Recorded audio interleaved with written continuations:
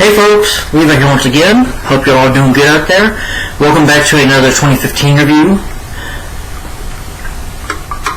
Today guys, and we'll get right into that since I have two more 2015 films left.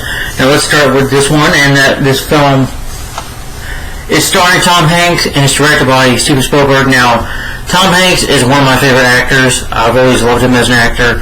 I love Forrest Gump, the Toy Story films. Well, just the third three movies. I don't care for Toy Story that much, but other films like Turner and Hooch, Saving Private Ryan, which Steven Spielberg directed him in, and I think The Terminal too. I think Steven Spielberg directed that. Steven Spielberg is one of my favorite directors, probably my favorite director of all time. I love Jaws, Close Encounters of the Third Kind. E.T. I'm not really big into. That's just me. World of Wars I don't care for. 1941 I heard it was not a very good movie, a good comedy film, because Spielberg didn't know how to do comedy. From what my dad told me that, behind the scenes and stuff with the movie. But yeah, Spielberg, the Indiana Jones films, a lot of great movies he's made. Jurassic Park, he's always been my favorite film director. Yeah. And this film came out in 2015. It is a American-German historical drama film.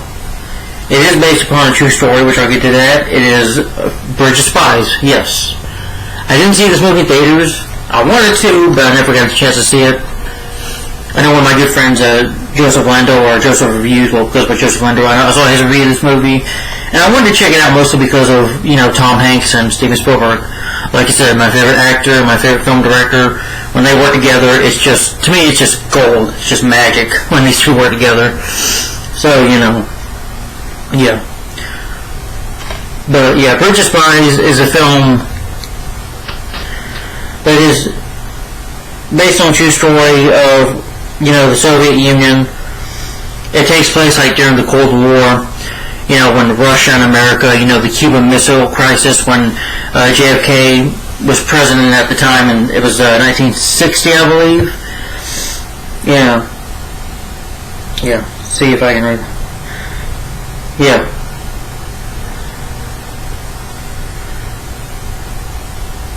It was an aircraft flown by pilot Francis Gary Powers was hit by an SS-5 Donovan surface air missile that knocked his crash down. Yeah. It was a secret mission.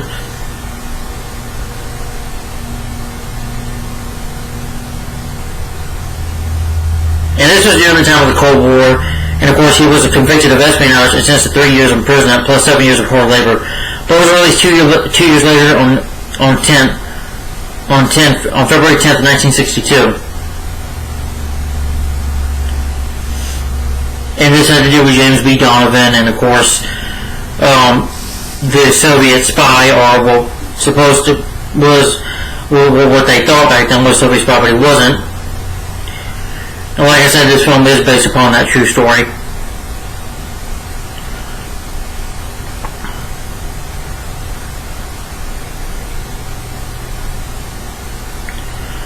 In negotiations for Powers' release, but took certain liberals will really happen.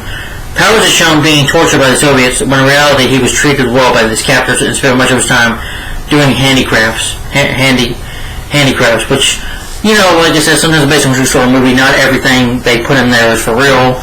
Sometimes it is just being a movie. It is sometimes fiction thrown in there, which is alright. Let's talk about how this film came to be. Production. Bridge of Spies is an American-German co-production based on a script written by Matt Carman and the Coen brothers. Studio Hasbro co-produced and they oversaw production services for the film. James Donovan wrote an account for the incident of 1964 under the Strangers on This Bridge, the case of Colonel Apple and Francis Gary Powers, which, this film you have the making of, so better, than me explain it. I think Spielberg got A Case of the Cold War, Bridge of Spies, that what I'm making of right there. If how Spielberg got involved, his father, I think, maybe at the time in the 60s, Arnold Spielberg, knew Gary Powers, was there. I don't remember, I'm not really sure. But when he told his son about it, Steven Spielberg, had the idea about making a movie about it.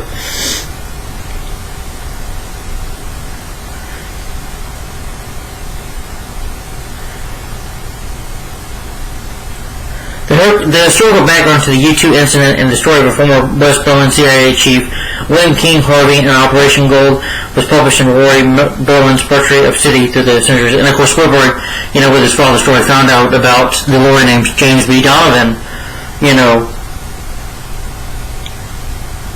That's how Spielberg found that out. His arrest and history were discussed by Truman Capote, another Heights citizen at the time. And Rudolf Abel was the man that was accused of being a Soviet spy, Charman became interested in Donovan's story after reading a footnote about him in Unfinished Life, John F. Kennedy. After meeting with Donovan's son in New York City, Charman pitched the studio to co-founders. Steven Spielberg became interested in the film and decided to direct. Mark Blatt and Kirsty Michael Krieger attached themselves as producers along with Spielberg. Joel and Ethan Coen revisited Charman's original script. According to Charman, the brothers were able to really punch at the negotiations on the back end of the movie as they handled the button back to me, do pass they did their pass to make the movie. Sorry, about the reading there. They felt that the ball is fun and enjoyable and needed to be entertaining but truthful. In May 2014, it was announced that Tom Hanks was cast as James Donovan. Mark Rylance co-starred as Abel, Amy Ryan, Ellen Adele, Billy Madison, and Louis Henson were reported to star in the film as well. Parent Media co-produced the film. Francis Gary Powers Jr., the founder of the Cold War Museum, and the pilot's son, Gary Powers' son, was brought on as a technical consultant and as a cameo in the film. In June 2014, Fox 2000 Pictures agreed to co-finance the film with the DreamWorks, with Spielberg's company, I believe. Principal photography of filming began on September 8, 2014 in Brooklyn, New York City. Filming took place in Dumbo, a Brooklyn neighborhood where crews transformed Anchorage Street to appear as it did in the 60s. On September 15, filming took place in Australia between Australia Park and General Boulevard. Filming was done on 18th Street and 26th Avenue in some like 1950s grocery stores they were put in there. Make it look like, sorry. On September 27th, Hanks was spotted filming scenes on Wall Street among extras wearing 1960s costumes. On September 28th, filming of Someday in Night scenes took place in the corner of Henry Street and Love Lane in the Brooklyn Heights neighborhood of Brooklyn. So they filmed this movie quite a few bit in a few scenes.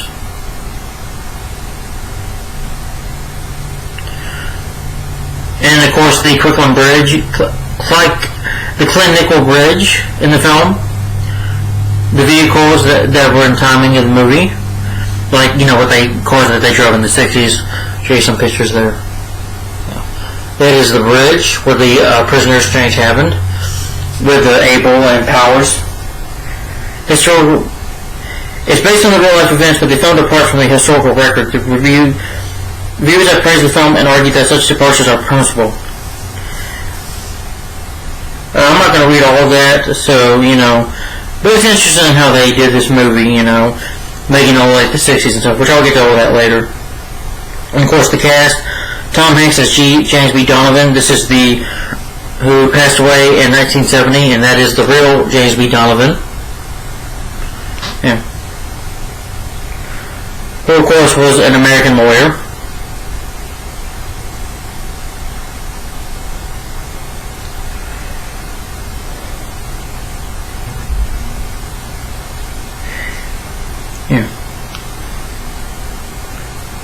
Mark Rylance as Rudolf Abel.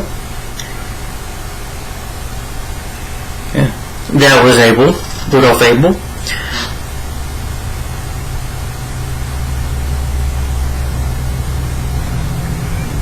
But his real name was William August Fisher. Hope I don't get in trouble for saying that. And Scott Shepard as Hoffman. Amy Ryan as Mary Dovin. James B. Donovan's wife. Sebastian Couch as Wolfgang Vogel. Alan Alda as Thomas Walker Jr. Alan Alda, I think people know him for the TV show MASH, which I've never seen that show. I want to. And of course he had done other movies as well. I think he did the movie Tower House with Ben Stiller, and Eddie Murphy, But I think people know Alan Abdel from MASH. He's a good actor. Austin Stowell as Francis Gary Powers, Billy Maxon, Evie Etzen, Jessica Pims, Michael Gaston, Peter McGovey, McGovey, sorry, Dominic LaPrue, I can't say it right, I'm going to butcher the name, Will Rogers, Dagan Matthews. Okay, and that's all the names I can read. And the movie is directed by Steven Spielberg. Like I said, he's directed many films. A lot of classics, you know. Also the movies like Lincoln and Schindler's List. Yeah. Yeah. And I also heard he also directed Ready Player One and The Post and the BFG after Bridge of Spies. I did mention the Indiana Jones, but yeah, the Indiana Jones films as well. Produced by, what the heck? Sorry. Produced by Steven Spielberg, Mark Platt, and Chrissy Musco-Kroger, I can't say her name right. Written by Matt Chairman, Ethan Coen, and Joel Coen, the Coen brothers. Music is by Thomas Newman, so I guess for the first time we don't have the music by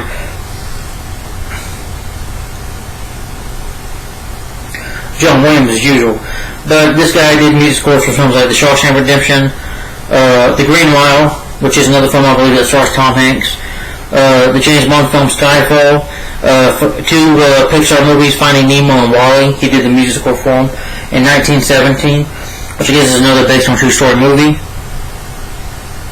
And I think for music scores he did, like, for The Lost Boys, Real Genius, I think that stars Val Kilmer. He did the music score for Revenge of the Nerds, which is a classic comedy movie. I like that film. And then the 90s, Scent of a Woman, I think that stars Al Pacino and Chris O'Donnell.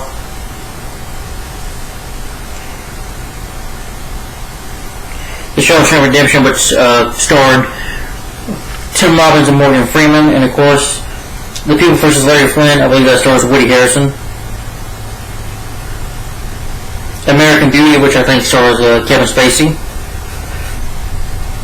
Aaron Brockovich, Julie Roberts, he did the musical for it. Road to Perdition, another Tom Hanks movie. Limited Secrets, a series of unfortunate events starring Jim Carrey, I love that movie. Jawhead, starring Jake Gyllenhaal. Brothers, which stars Jake Gyllenhaal and Tobey Maguire and Natalie Portman. Skyfall, of course, Daniel Craig is Bond, and another Tom Hanks movie, Saving Mr. Banks. Yeah, and of course the sequel to Finding Nemo, Finding Dory. He did the music score for it.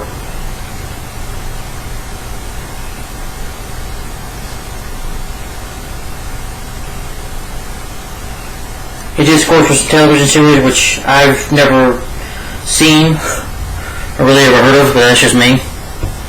Cinematography is by Janice K. I can't say the last name right. Edited by Michael Kahn. Production companies DreamWorks Pictures, Relentless Entertainment, Afterworks Limited, Studio Bosco Evelyn Entertainment, which is Steven Spielberg's company. Mark Platt Productions, Production Media, Fox 20 Pictures. So, wow, 5 studios involved in this movie. I'm like, well, you know, what? Not 5, 8 studios. I'm like, wow. It's distributed by Walt Disney Studio Motion Pictures and International by 20th Century Fox. It's 141 minutes long. The budget to make the film was $40 million, and at the box office made $165.5 million worldwide.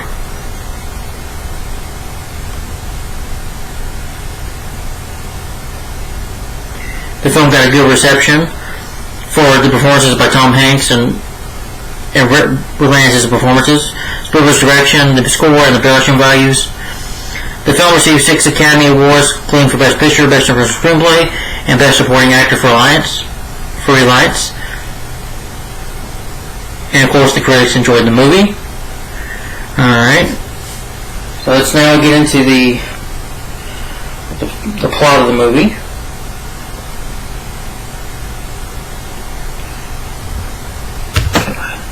Did I say when the film was released?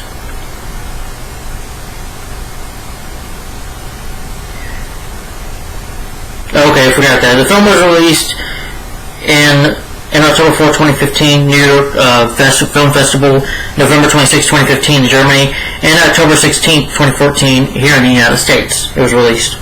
Okay. So let me get to the plot synopsis of the movie. Okay, I'm sorry. Hope you guys can see and hear me well. My webcam is alright. Alright. The plot synopsis of Bridges Spies, what it's about is, during the Cold War, the Soviet Union captures U.S. pilot Francis Gary Powers after shooting down his U-2 spy plane. Sentenced to 10 years in prison, Powers' only hope is a New York lawyer, James Devon, recruited by a CIA operative to negotiate his release. Donovan boards a plane to Berlin, hoping to win the young man's freedom through a prisoner exchange. If all goes well, the Russians will get Rudolph Abel, the convicted spy who Donovan defended in court.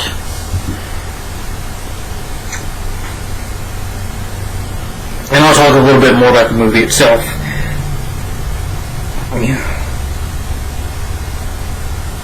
No, what the fuck are you doing? Stupid phone. Sorry, this phone pisses me off sometimes.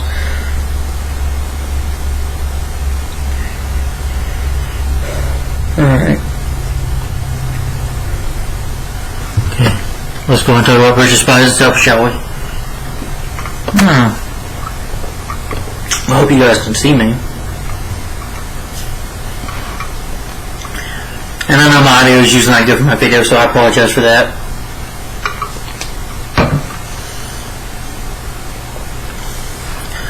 Alright.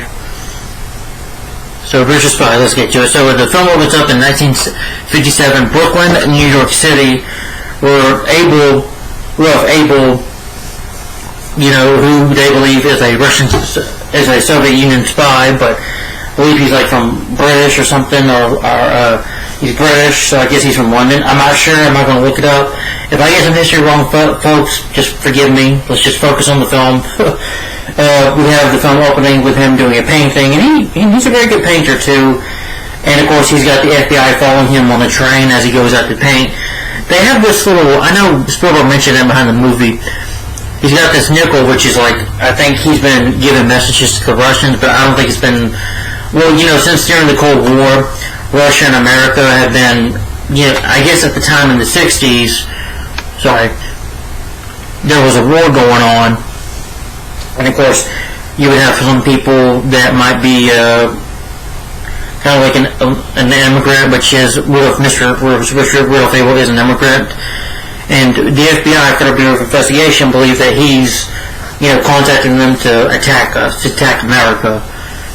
They come, burst into his house. And I thought it was kind of funny at first. Well, I'm saying for this moment, when he walks out in his shirt with his underwear and says, "Oh, visitors. Might have to brush my teeth first."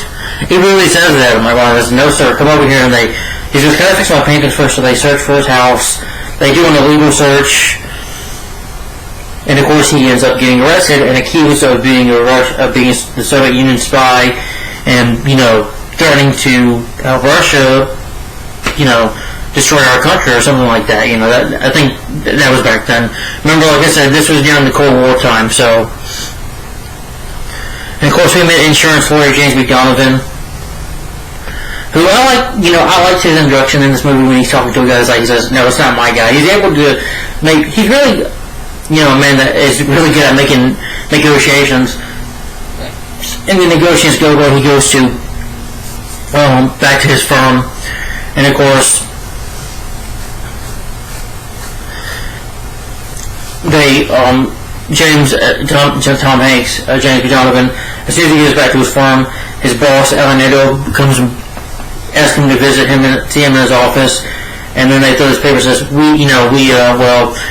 guy named Rudolph Abel, who is a Soviet Union spy, we've been asked to defend him in court, give him a fighting chance. Basically, they want to just do this for him, and they said, they called our firm, so I came here to say that our best guy is you. He's like, I don't want to pick up that paper, I don't want to do this. And he's like, yeah, but I'm an insurance lawyer. I never, he's never defended someone like this. He's an insurance lawyer.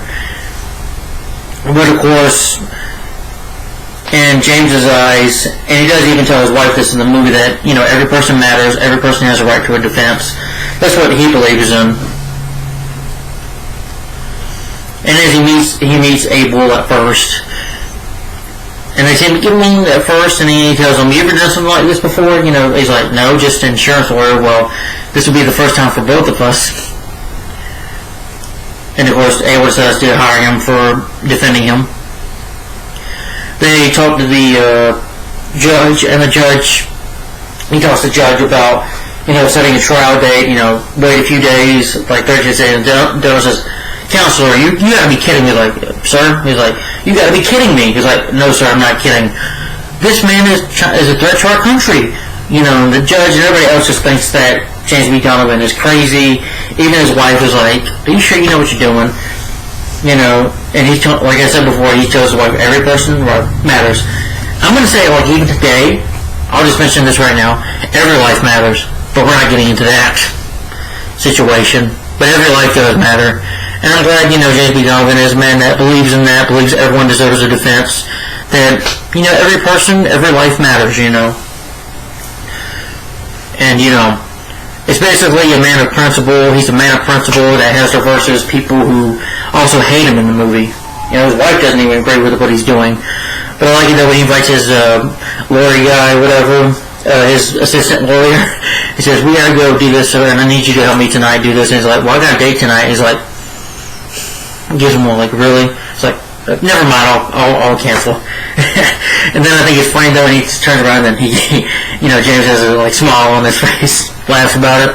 I thought it was funny.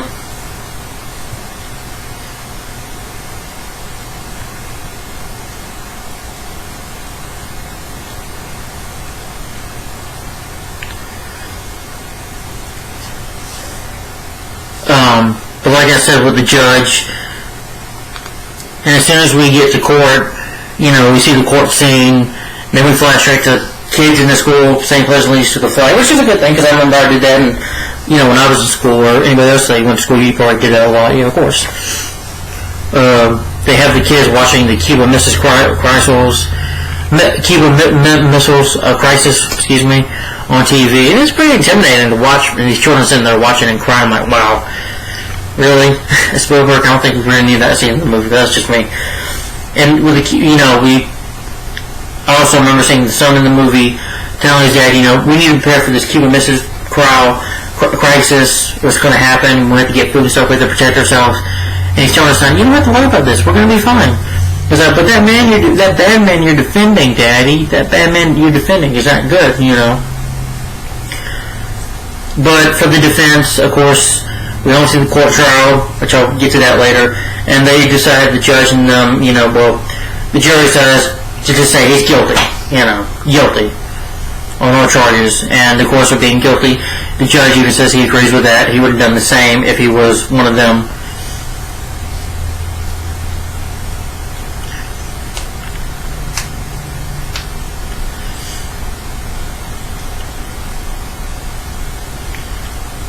Sorry, I'm trying to get to this as I go, you know, as I'm thinking. And of course the CIA, well, he has a running with the CIA, I don't know if it's one of the scenes, but it's like in the rain, he's trying to get a cab, it's like, son of a bitch, can't get a cab. And he tries to go, and of course, this man who we found out is a CIA agent, follows him in the rain. He's able to kind of get away from him because the guy ends up in a crowd. He goes behind the car and, like, hides, you know, with his umbrella because it's raining. He hides, and he's like behind him, he's like, "James B. Donovan, yes, can we speak?" And he shows him his ID, that he's a CIA agent, and he tries to talk to him about Abel. He's like, "We're not talking about this. Attorney-client privilege. We're not discussing this. We're not talking about this." "Oh, come on, counselor." "Oh, I'm tired of hearing that word. Oh, come on, counselor. I'm so sick of hearing that." That's what he tells him. "Come on, the man's a terrorist. You know, he's trying to kill us first. You need to tell me where he is so that we can take and arrest him," or something like that. You know, try to stop talking with him, and of course he won't give in. He's like, "No, because I believe, you know, everyone has a right, every person matters," is what he tells the CIA agent. And then the guy keeps smiling, gives him a smirk, he's like, "And don't nod at me, you son of a bitch." He really says that to him, "Not at you, son of a bitch." Anyway, have a good night. Tells him he doesn't budge. And he talks to the judge. He goes to the judge's house, talks to him about being a man's freedom, and of course the judge doesn't want to hear it. He says, well, Judge, we can, at least maybe take him back to his country, do a prisoner exchange. I think that's when they mention it. Give him a fair, because he did not get a fair trial. The judge is like, nope, goodbye, James. But of course they show up in court the next day, and the judge, you could say, at least has a change of heart, and says not to prosecute him, and says, we're going to just keep him in jail for 30 days or 30 years, put him in prison. And people are like, oh my God, he should be locked up, he should be in hell, he should be, in the name of God, why can't we just kill this man? He's a terrorist, he's a spy, we should kill him, this is like back in the 60s during the Cold War, they want this man dead. They don't want him to have a trial, they just want to execute him, And James B. Donovan talks to the press a little bit, him and his wife, and Ellen Elga, his boss, from MASH, tells him, why are you doing this? He's like, doing what? You know what the goddamn hell I'm talking about. We were supposed to give him a proper defense, a proper trial. We did, and now you're pushing it. He's like, no, I'm not pushing that. Everyone has rights. Everyone has a right to a defense. And you did me on this, and I'm trying to do my job. And of course, like I said, he has people giving him mean looks and stuff. He's like in a train, and of course people are reading the newspaper with his face on it, and everybody on the train is just giving him the nasty, mean look. And of course what happens at his home is his daughter's watching TV, and of course someone, she's just sitting there eating, I guess, supper, watching TV, and all of a sudden somebody starts shooting a gun at the house, and she gets down, and he says to her, are you okay? His mom's like, you okay? And he hugs his, always his kids, make sure they're okay. He's like, who's his little daughter's like, it's okay. See, Daddy, we're okay. I did this. You're very good. Make sure his family's okay. And he talks to the cops, the protection. Well, one cop had been an asshole to him. Was like, yeah, he's like, well, you probably got what you deserve. You're putting your family through this. And like, excuse me, officer. And they have a little argument there. Of course, news reporters at his house, he said, just to shut the doors of his own home. And first I forgot to mention, where Donovan, Abel says to Donovan, before the judge decides to give him that prison sentence, when he tells him that a state dogs came and they beat up his parents and their friend, which, the friend kept getting up. He told James B. Donovan, you remind me of this man, they were beating my parents up, beating them, torturing them. They beat their friend. This man, just no matter how many times they beat him, he kept on standing up, standing man. And that's what he basically just says to Donovan, is that you're a standing man. No matter how many times you get knocked down or hit hard, or you're like that. You're a standing man. You stand up for what you believe in. Like that. It's a good dialogue between them. They do, like I said, they do spare the death penalty.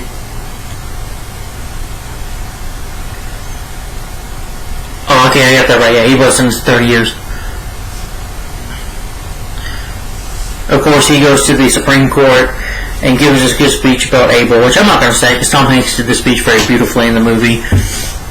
He gave a great speech, just a great shot scene of him giving the speeches in the Supreme Court, which I'm not going to try to copy.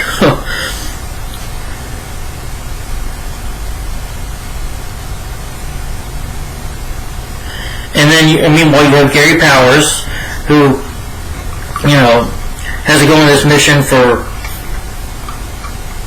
the CIA, and they have this program where they have to, I guess, somehow find out what Russians up to. They take pictures. It's a very secret mission. The guy tells them, don't tell the good Lord, don't tell your mother, don't tell your wife, your sweetie pie, don't tell anybody of this mission. And as and other lieutenants and stuff took them to go on the mission.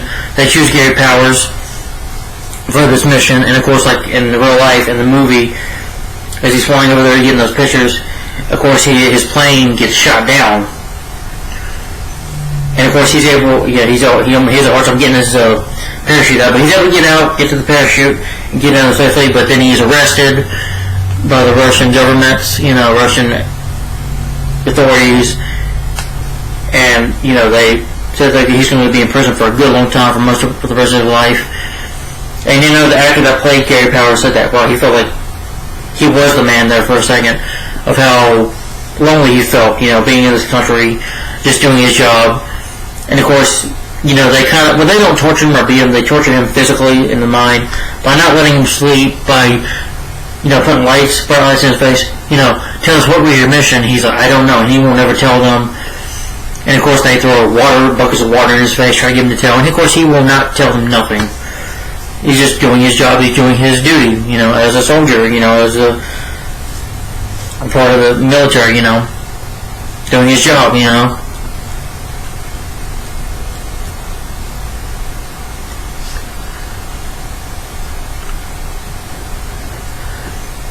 Then James Donovan gets a letter from Abel's wife telling them to meet Vogel, to talk about a prisoner exchange for him to come back home. I like when they meet him at first, they just hug him, and the whole family hugs him, the wife hugs him, the uncle shakes his hand, and he goes, well, it might take a while to do this. She starts crying or something, and James Donovan was like, gets up and moves. And he decides to, with the CIA agent, talking about doing a prisoner exchange. When they first get there in Germany, he decides, they tell him that they're going to try to convince him to take this other guy named Priors, who was this student, this college student who's trying to get out of Germany, but of course, in doing so, in the scene where he's riding his bike, and, these people, they beat him up and they arrest him, and he's put in jail. He doesn't meet Vogel, he meets this other guy who I forget his name, and they talk about negotiating about the prisoner exchange. Of course, it does take a while in the movie for that to happen, due to what Abel's done and due to what Gary Powers done, that they won't do it. So it takes a while for this to happen.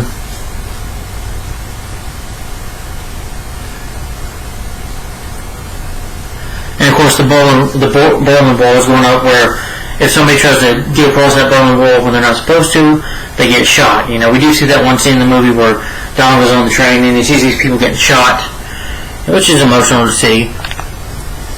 And of course, he ends up getting mugged. Well, they just take his jacket. They tell him where to go, where this place he needs to go, and he gives these guys, who would probably beat the hell out of him for his jacket, instead of not fighting them, he just takes his jacket off and gives them his jacket, not wanting to, have a confrontation with them. And when he meets Vogel, Vogel somewhat agrees to doing this, but like the next day, Vogel, changes his mind, and of course, driving fast to the Germany prison, gives James B. Donovan there, so James is in prison for a while, the German prison.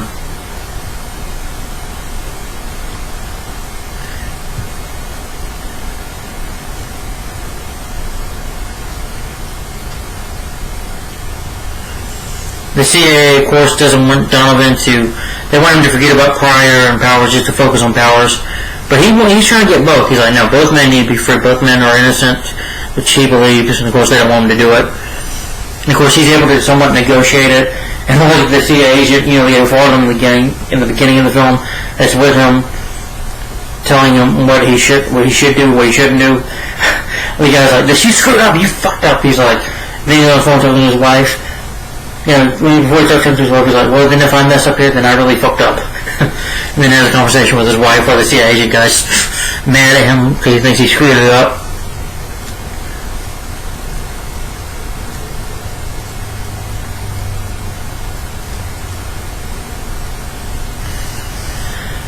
And of course, with the Attorney General, that they release Pryor and Powers, or there would be no deal for the exchange. And they pick up, say his name right, they pick up Abel, and they take him, of course, to Germany for this exchange. And they have to wait for Pryor, even though they don't want to wait for Pryor. CIA agent's like, listen to me, Abel, you can go, you can leave. He was like, and Abel tells the agent, no, I can wait. And of course, him and James talk, these two men become friends, like, James, I gave a painting for you for saying thank you, my friend, for what you've done for me. And he's like, I'm sorry I didn't get you a gift. He's like, no, this is your gift to me, you know, the prisoner exchange. And of course, Pryor shows up. And of course, you know, there's Gary Powers, and Gary Powers is there, which they decide to wait for him. And then when he gets there, they decide to go. And of course, Abel goes back to his family. And of course, Powers, you know, says that he didn't tell them anything. You know, he thanks the CIA agent for releasing him. And then John was like, you don't have to be thankful for anything. You know, you don't have to be thankful for anything. Sorry. You know. No. You don't have to tell, you know, it doesn't matter now. You're home now, you're good. You didn't do anything wrong. You're free now.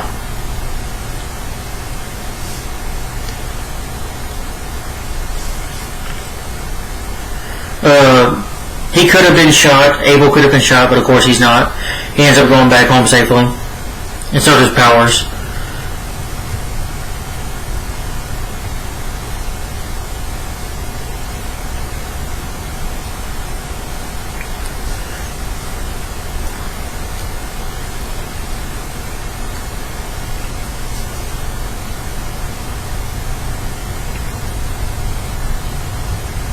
And of course, when he goes back home, the government, you know, is thankful for what he's done, you know, negotiating the deal that hopefully, you know, during the Cold War, somewhat was not a war that was starting, that he did the right thing, and people, you know, he's at home and he's just, you know, after being German for so long, for those months, he goes home and he's just sleeping on his bed, he's tired, his wife starts crying, but, you know, looking at Gable sleeping, he's proud of him, and Gable was on the train, and so this time people give him the mean looks. They give him a proud look, like, you done good, you know, you done well. And of course they tell us at the end of the movie, you know, what happened to some of the guys in real life.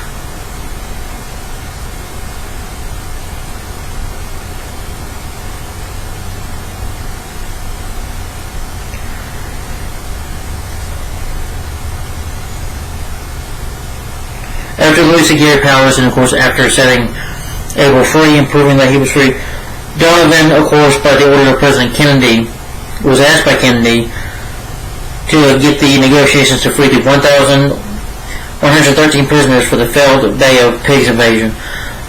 And Donovan, of course, talked to Phil Castro in real life.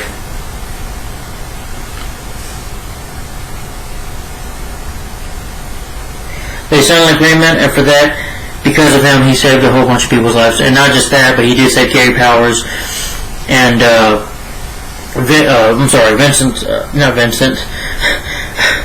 Abel's life. And he saved all these people's lives, so, you know, James B. Donovan, the guy did it. You know, the guy succeeded in what he wanted to do at the end of the film. And for Rudolph Abel, let's see.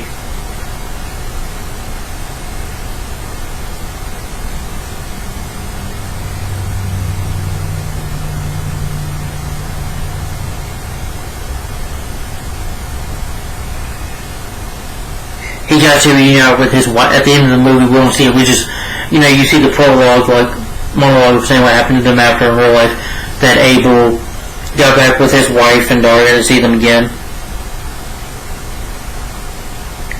And his real name was Fisher.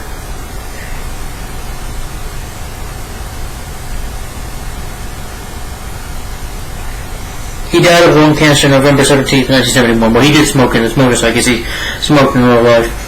But they get a pretty much a good life afterwards, you know, thanks to James B. Donovan. And Gary Powers, the real Gary Powers, who I didn't show a picture of, that was the real guy right there.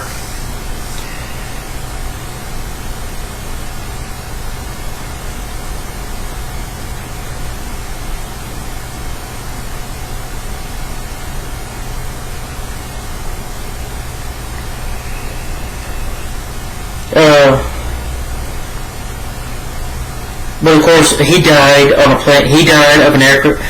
Gary Powers, Francis Gary Powers, died in 1977, August 1st, 1977, on a plane crash. You know, aircraft crash, killing him and his cameraman George Pierce.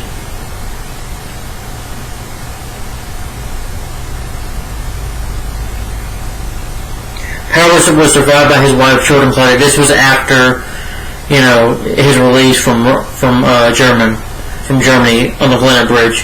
His life afterwards, that he didn't make it. And of course, his legacy, his son, of course, founded the Gold War Museum in 1996. And his son, actually, in behind the scenes of this movie, talks about his dad. And of course, he got some medals and honors and stuff for his, service to his country.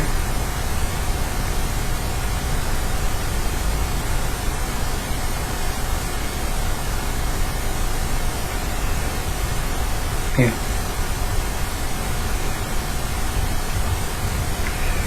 Frederick Pryor, picture of him. I think we do need to real Frederick Pryor behind the scenes of this movie. Well, he died last year, September 2nd, 2019. After being arrested, being accused of espionage, accused of being an illegal alien.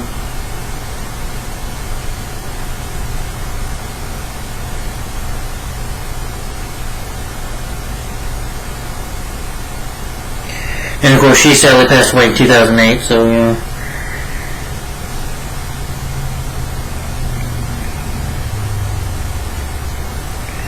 But let me read some quotes from this movie real quick.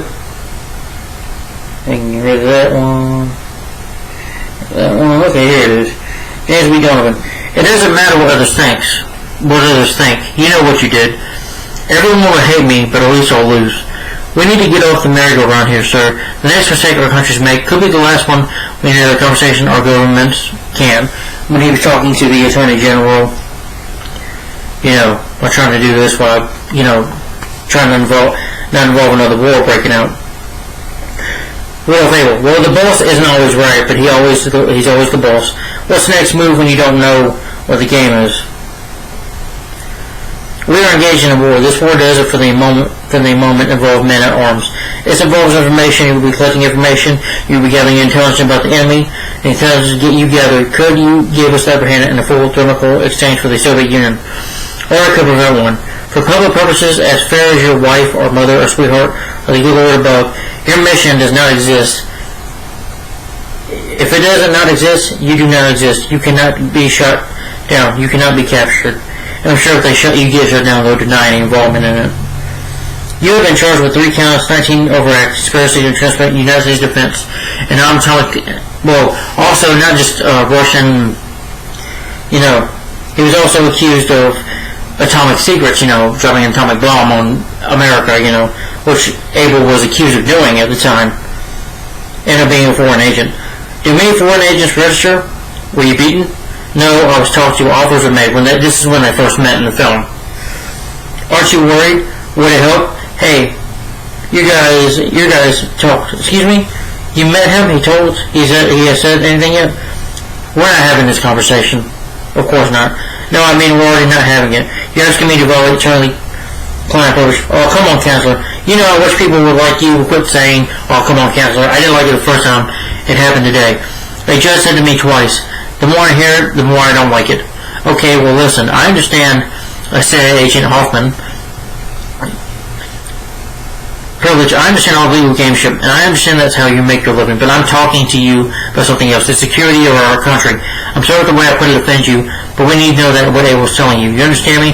Donovan, don't go Boy Scout on me. We don't have a rule book here. You're Agent Hoffman, yeah. Yeah? German extraction? Yeah. Yeah, so, my name's Donovan. Irish both sides, mother and father. I'm Irish and you're gentlemen. But what makes us both Americans? Just one thing? Only one, the rule book. We call it the Constitution. We agree to the rules, and that's what makes us Americans. That's all that makes us Americans. So don't tell me there's no rule book, and don't nod at me like that, you son of a bitch. Do we need to worry about you? Not if I'm left alone to do my job. Seemingly like you reminded me of the man that used to come to our house when I was young. My father used to say, watch this man, so I did. Every time he came, and never once did he do anything remarkable. And I remind you of him? This one time, I was at the age of your son. Our house was overrun by Western border guards. Dozens of them. My father was beaten. My mother was beaten. And this man, my father's friend, he was beaten. And I watched this man. Every time they hit him, he he stood back up again. So they hit him harder. He stood back up. I think because of this they stopped the beating, they let him live. Stogie mushed. I remember him saying, which sort of means like standing man. The death sentence is not a formal conclusion. Don't worry. I'm not afraid to die, Mr. Donovan. Although it wouldn't be my first choice. Okay, that's all the quotes I'm reading from the movie. But some really good lines of dialogue. Yeah. But let me give my final opinion on Bridge of Spies. Give my final opinion on it. Bridge of Spies. This was a really good movie. A really good film. I do have some issues before I get to that. I'll get to what I liked about it.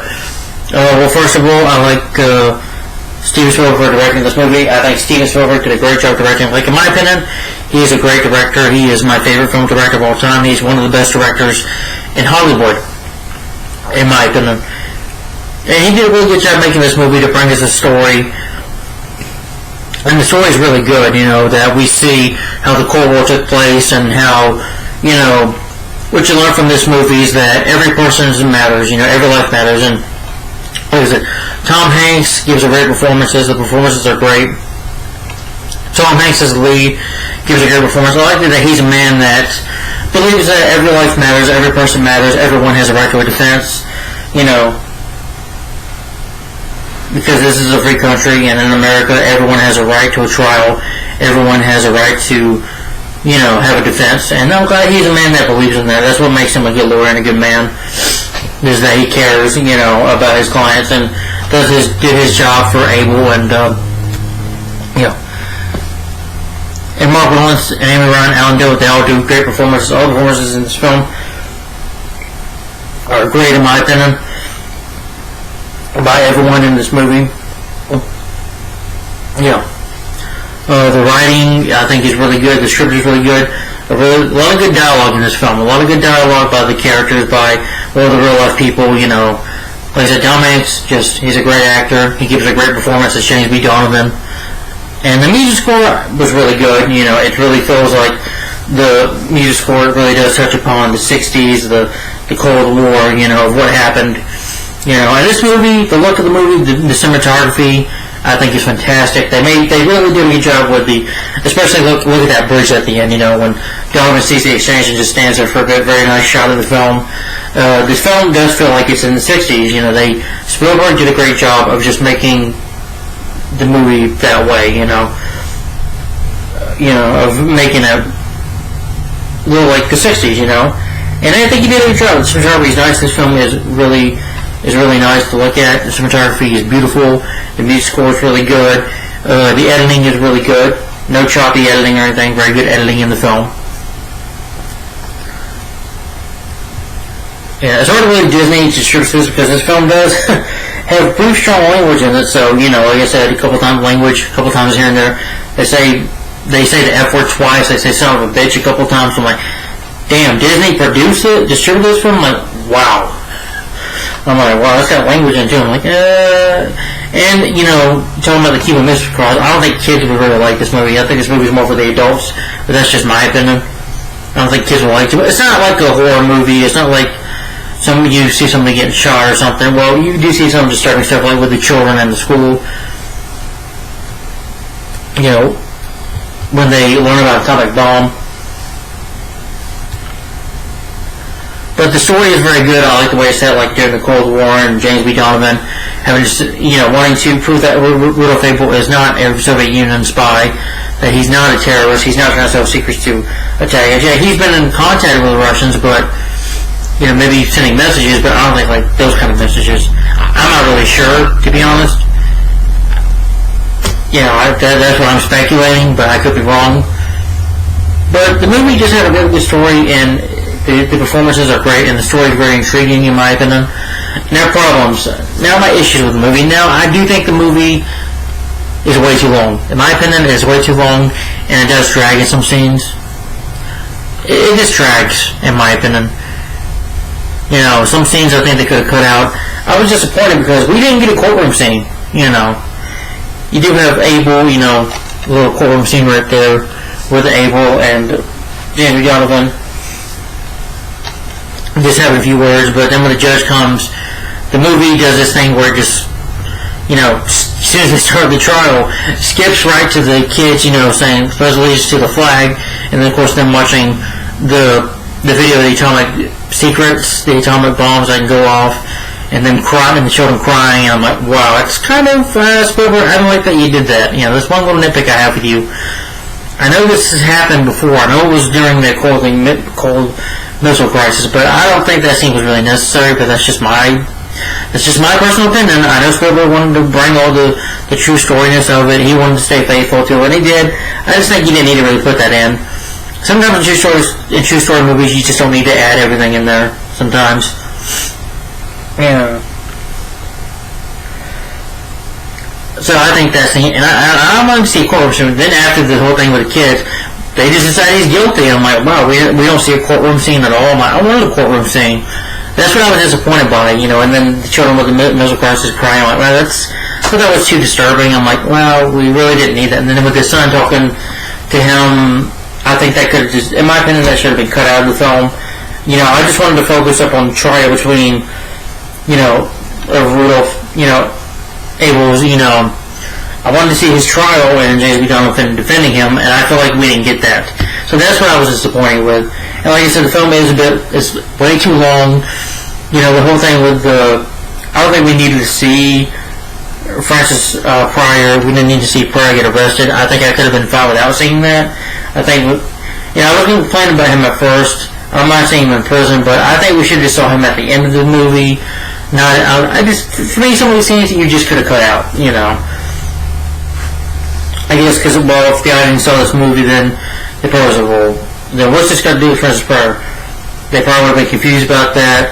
And, honestly, I can see why Spielberg wouldn't cut it out, but I think the whole scene of him being arrested, I think it should have been more focused on James B. Donovan and, of course, Abel, Rudolph Abel. I wanted just the story focus on that. Sometimes when the story would focus off that a little bit, yeah. And then the movie, some scenes like right in the middle of it, as soon as it gets to German, the film just kind of dragged for me a little bit. I did thought, in some areas of the movie the pacing does drag. But that's my only issues with this movie. Just the pacing dragged, the whole thing with the children watching the atomic bombs going off and them crying. That was too disturbing, and and I wanted the courtroom scene with Donovan defending Abel, and I'm like, we didn't get that. I wanted that. He defends him in the Supreme Court, but I wanted to see him defend him in the actual courtroom. And I didn't want to see him trying to prepare for atomic bomb to go off. I'm like, I just thought that was too much. That's just my personal opinion, though. And like I said, the film is a bit way too long. You could have cut some of that out, in my opinion. I'd rather just see Francis Pryor Pryor come at the end of the movie. Didn't need to show the whole thing. I think that's a bit too much to show, with showing James B. Donovan what he's trying to do, and St. Rudolph Abel and Gary Powers, and then Francis Pryor. I'm like, it's kind of a little too much, Spielberg. It's just a bit too much, for me. And it kind of makes the film just longer. I'm like, I just wanted to see, him go to Germany right away. Instead, when he goes to Germany, he does, the pacing does drag. But despite that, this is still a great movie, still a good film despite those issues. And I do have my problems with those. Some of them can be little nitpicks too, but that's just me. But either way, Spies is a really good movie. Great performances by Tom Hanks, by Mark Rylance and Amy Ryan. Really good, Ellen Adele. Really good performances by everybody. The story is really good. So if you're a fan of Steven Spielberg like I am, and you're a fan of Tom Hanks, there was a lot of talking in the movie. So, because it is based on a true story film, that kind of movie is not going to be an action film. So there is talking in this movie, but the dialogue and stuff is good to keep you watching. The performances will make you just keep watching. If you like Tom Hanks, if he's one of your favorite actors, like he is mine, then you'll definitely like this movie. So I definitely recommend seeing it if you've never seen Bridge of Spies. And my rating for Bridge of Spies, I'm going to give it 4 out of 5 stars because my issues with it, but 4 out of 5 stars, and I'm going to give it a thumbs up. Great movie, good film. Well, one of my favorites of 2015, despite my issues, but a good movie. I enjoy Bridge of Spies. Good film. Oh, before I tell you guys my next review, I'll go ahead and do that. But before I do that, hold on. I need to show you something. Off topic right now.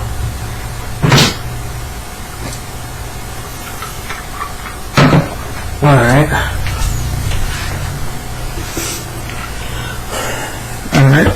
need to show this now in the video. I should show you. This is my first Funko Pop I've got, and that is my first Funko Pop that I got at Target's a couple of weeks ago. I'm sorry to show you, and that is a Funko Pop of Billy Madison. Yes. Yes, Billy Madison, the character. Oh, back to school, back to school. And I hope I don't get in a fight. You know, Billy Madison. You know, here you have, of course, Billy, which I gotta get the character Danny McGrath, and of course the penguin with a cocktail. You know that scene when Billy's drunk and he sees Mrs. Vaughn. You know that she's with the penguin. Is like, oh, this is between you and the penguin. I love the penguin in the movie. The penguin's hilarious. Oh, Mr. Penguin! You know, where are you, Mr. Penguin? And then, of course, Danny McGrath played by Steve Buscemi, when I have some friends in real life. That's where where after, you know, Billy calls to apologize to him, that's where he puts the makeup on, you know, the lipstick on, which is just really funny and weird at the same time. But, yeah, I'm glad I got a Funko Pop of Billy Madison. They had some others among, like, some sort of Star Wars characters. Well, this one box was like open. I'm talking about one box was open for they had Teen Wolf, Scott Howard, you know, and I love Teen Wolf. I'm a big fan of that movie. I do review that film on my channel, by the way. In this movie, I reviewed that film, Billy Madison. But I was like, maybe some other day. But I definitely want to collect more Funko Pops. Yeah, it's really cool with Billy Madison. So, you know, definitely one of my favorite Adam Sandler movies. Love that film. And guys, okay, back on track of the video. Like I said, Bridge of Spies, my rating for the film, once again, is 4 to 5 stars and a thumbs up. Despite some issues, still a really great film. Good movie. Alright, and for my next 2015 review, this will be my last 2015 review on my channel. Yeah. Well, last one, in case I review any others one day down the road, but, you know, I like to just get along with my channel and things. That's just me. Next, I'll be reviewing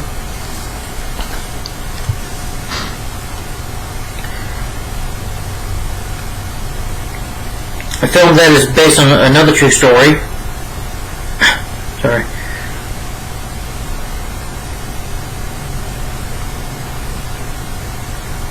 That has another really good cast in it. And that is a 2015 biological drama film. And that film is called Spotlight. Yes. I love Spotlight. Really good movie. What am I saying right now? Anyway, yeah. But anyway, Spotlight is my next 2015 review. This will be my last 2015 review, so look forward to my review of Spotlight. That'll be next. So look forward to this next review. And thanks for watching, guys. Like, comment, and subscribe.